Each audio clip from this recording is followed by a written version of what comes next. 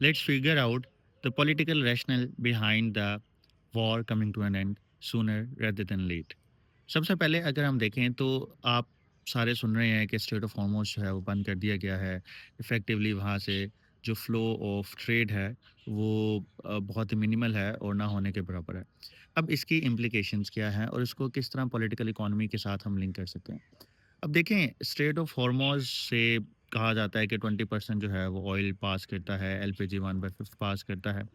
अब उसकी इकोनॉमी के ऊपर, ग्लोबल पॉलिटिकल इकोनॉमी के ऊपर क्या इम्प्लिकेशंस हो सकती हैं?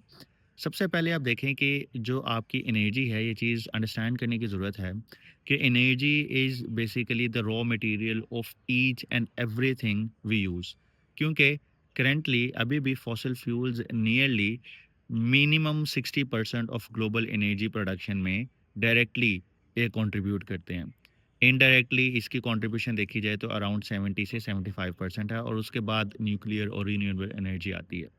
यानी अगर हम बात करें nearly 3/4 of global energy coming from directly fossil fuels. अब अगर हम बात करें कि इसका 1/5 आप फॉसिल फ्यूल्स का माइनस कर दें, तो अब आप देखेंगे कि जो रिमेनिंग फॉसिल फ्यूल्स हैं, उसके पीछे जो उसकी स्कार्सिटी है, जो उसकी अवेलेबिलिटी है, that will be more pricey, ठीक है? अब इसकी इम्प्लीकेशन हमने देखी पाकिस्तान के अंदर ₹55 पर लीटर जो ऑयल की प्राइसेज़ हैं, वो इंक्रीज़ हुई। अब इसी तरह ग्लोबल इकोनॉमी के अंदर आपको इसके रिपल इफेक्ट्स नज़र आएँगे। जब एनर्जी प्राइसेज़ इंक्रीज़ होंगे, तो डेफ़िनिटली हर चीज़ की जो प्राइसेज़ है, रॉ मटेरियल वो इंक्रीज़ हो जाएँगे। अब आप एग्जांपल लेते हैं फर्टिलाइज़र। अब फर्टिलाइज़र कैसे बनता है? फर्टिलाइज़र के लिए जो रॉ मटेरियल है वो आपकी एलएनजी है, एलपीजी गैस है। अब ये गैस टर्न होती है आपके फर्टिलाइज़र में और वो फर्टिलाइज़र यूज़ होती है आपके फूड चेन के अंदर। एग्जांपल लें अगर साउथ एशिया की, तो साउथ एशिया के अंदर जो हमारी फर्टिलाइज़र है वो इंडिजिनस रिसोर्सेज़ तो हमारे पास अवेलेबल नहीं है कि हम गैस उसको यूज़ करें और फर्टिलाइज़र बनाएँ। So we have to import a lot of gas in order to turn it into a fertiliser and that fertilizer is used as a source for your agriculture produce.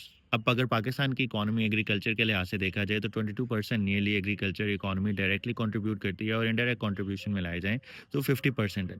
तो आप यहाँ से अंदाज़ा लगाएं कि एक अगर हम एनर्जी माइनस करते हैं तो ओवरऑल आपकी जो फूड की कॉस्ट है वो इंक्रीज़ हो जाएगी।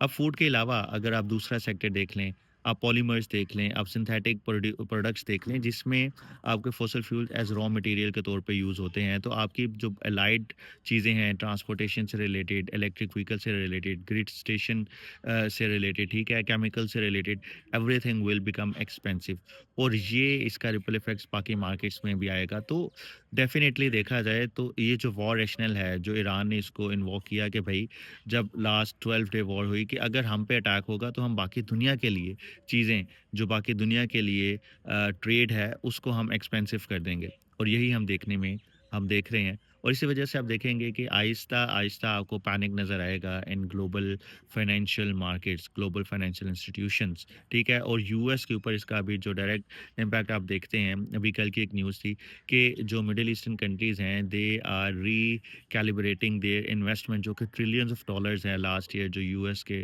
डोनाल्ड ट्रम्प ने विज़िट किया मेजर कंट्रीज़ में सऊदी अरेबिया, कतर, यूएई में जो उन्होंने प्लेज किए trillions of investments in their artificial intelligence, in their raw in their rare earth mineral exploration, तो वो जो इन्वेस्टमेंट है वो इन क्वेश्चन आएगी। तो हम देखेंगे कि आहिस्ता-आहिस्ता ये सारी चीज़ें रिकैलिब्रेट होंगी और हमें एक न्यू जो रैशनल है वो नज़र आएगा वॉर को स्टॉप करने का। तो ये देखना होगा कि कब तक ये चीज़ें बर्दाश्त की कर सकती है ग्लोबल फाइनेंशियल मार्केट्स।